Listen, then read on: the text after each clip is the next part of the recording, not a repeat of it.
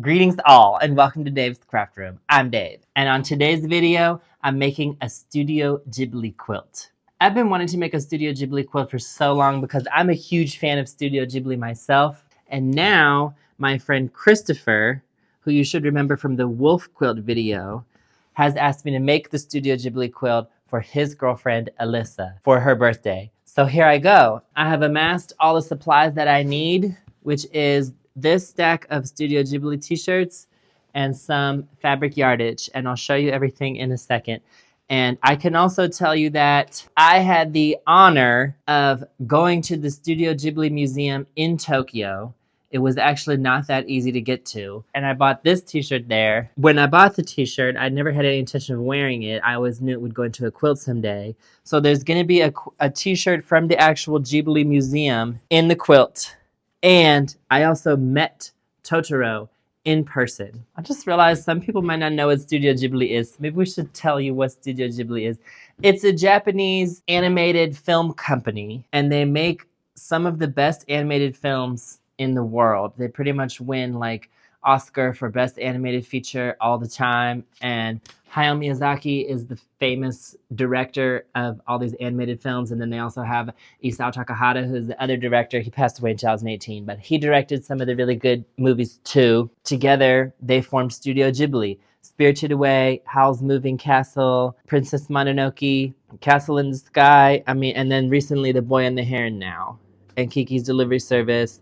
It goes on. So let's get into it. I'm going to cut out and interface the t-shirts and get them on the design wall, and then I'll fill in the spaces between them with this yardage, or I'll figure out some type of design. So let's do it. Let me show you the t-shirts. All right, so this first one is the one that I got in the Studio Ghibli Museum in Tokyo. A Heart's a Heavy Burden. This is from Howl's Moving Castle. This is Princess Mononoke, and I really like the wolf imagery. It kind of ties in with Christopher's wolf quilt. This is the actual castle from Howl's Moving Castle. It's this like castle that kind of walks. And then here we have The Boy and the Heron. This was their most latest film that came out, and I think it won the Oscar for Best Animated Feature this year. Me and my mom saw it in the theater last year, and it was so good and so weird. My Neighbor Totoro, there's Totoro himself or herself. I love the art from Princess Mononoke. Princess Mononoke is so like dark and brooding. And then here we have Spirited Away. Spirited Away is probably, if you're unfamiliar with Studio Ghibli and you want to get into it, Spirited Away would probably be a good place to start because it got so popular in the West. This is the bathhouse from Spirited Away, and this is where she goes and works when she gets kind of stuck in this spirit world. This is from, I think, Castle in the Sky.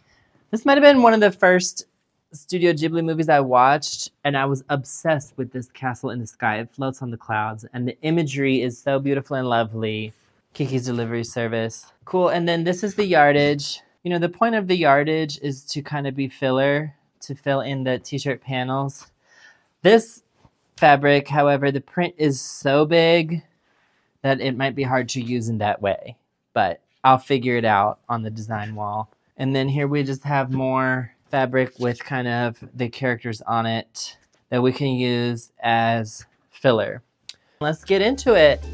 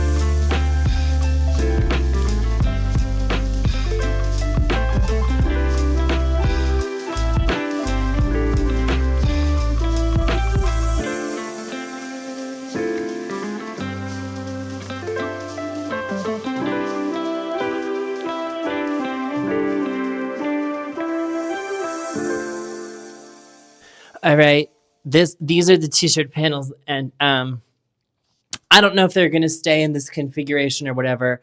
I'll probably end up moving some of them around. What I'm gonna do next, I'm gonna probably use some of the fabrics that I like better, namely these two, and fill up some of the empty space with it. And then I'm also gonna use the backs of the t-shirts. I'm gonna probably interface them and put some empty space in here. And then I'm gonna fill some of that empty space with an idea that I had just now. So stay tuned. You'll see. You just have to watch and you'll see. Okay, so let's do it.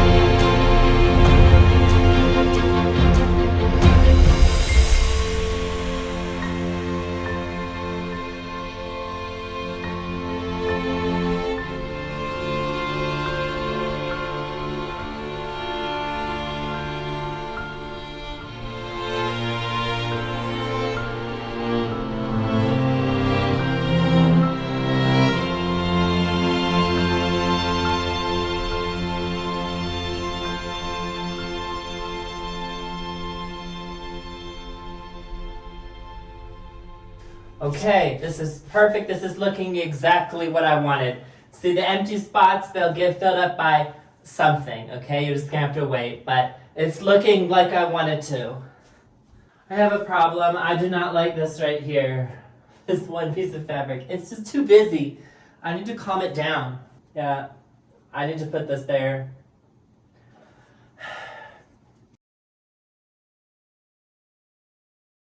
That is better. The vibe I'm going for is more chill and vibey and less busy. So that is better.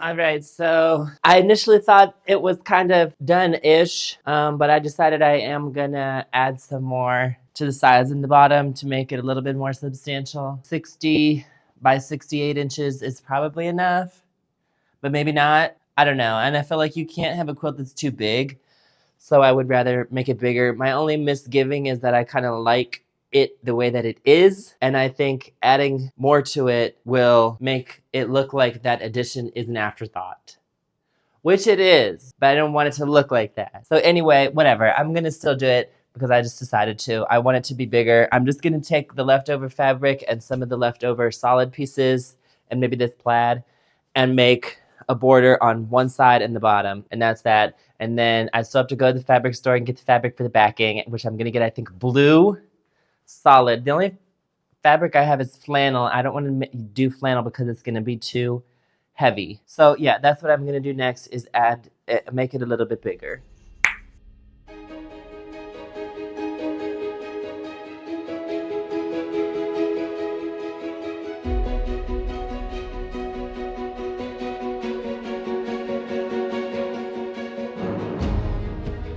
Yeah, it's actually good. I actually like this a lot. The bigger size. It does not look like an afterthought. It looks like it was always part of it. So let's sew it up, sew it on.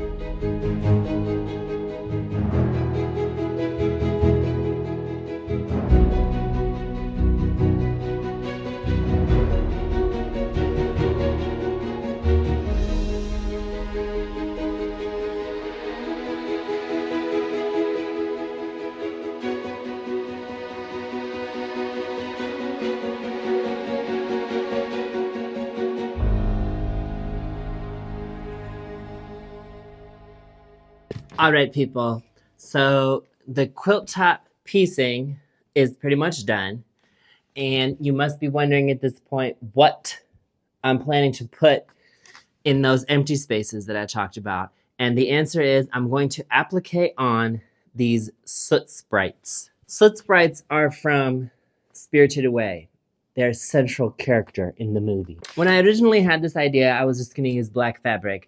And then when I was at the mall today getting this fly haircut, I had the idea of using terry cloth, which is towel, because they're meant to look kind of furry, although I think they're made out of soot. So I don't know why they should be furry. But anyway, so I went all over the mall looking for a black towel to use. And the only thing I could find was these kitchen set that comes with this oven mitt and thingy. But that's fine. We'll use the oven mitt. I have 2 oven mitts now. And then inexplicably, the towel says Hawaii on it. I can tell you that I've never appliqued with terry cloth before. I don't think it's something that's typically done. And I looked it up, and the only thing I could find was stuff on appliquing other things to your towels.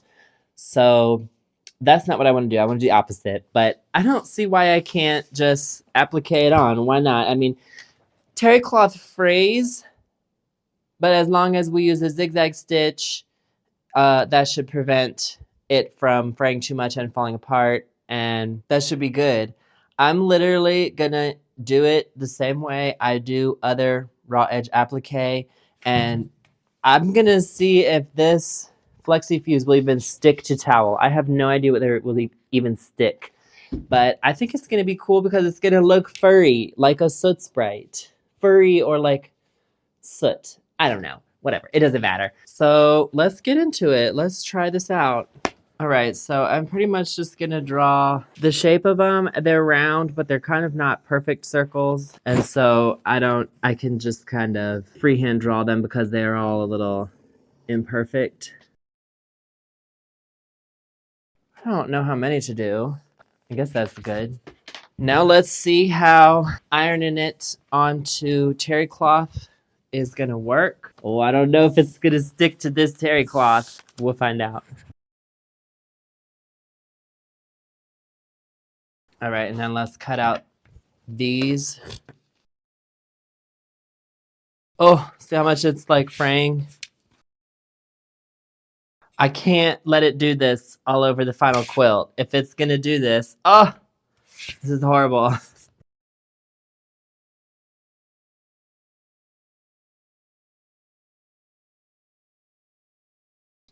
These look really good. Let me see what happens when I take the paper off. All right, I mean, okay.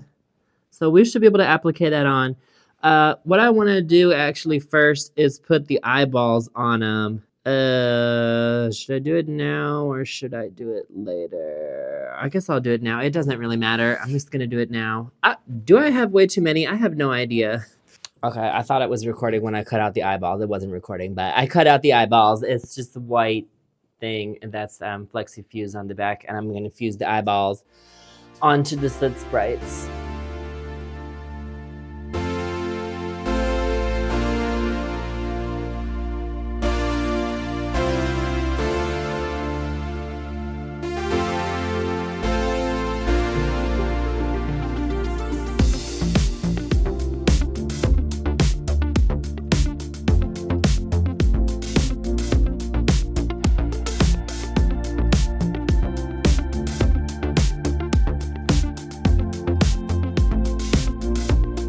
I'm gonna put a pin in them too because I don't know how much this stuff's gonna work.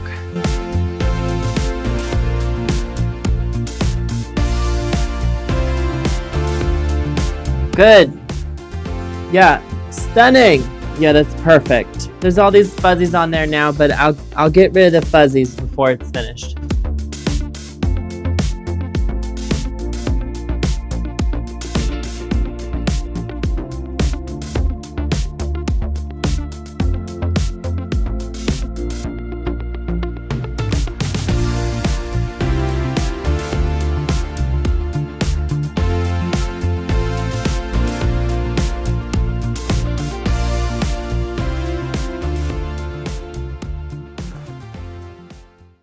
All right, so the soot is all ironed on. Sorry, sewn on, and I'm now gonna applique the eyeballs on.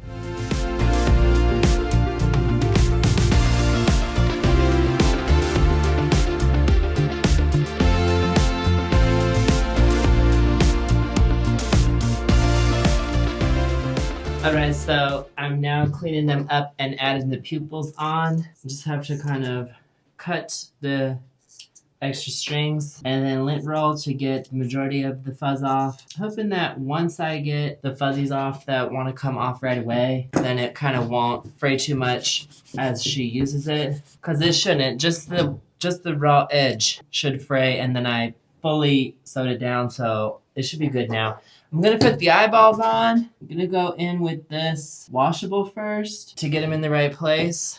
And then this is a paint marker. This should never wash out. If any of that blue ink shows through from the washable, it will come out. Good.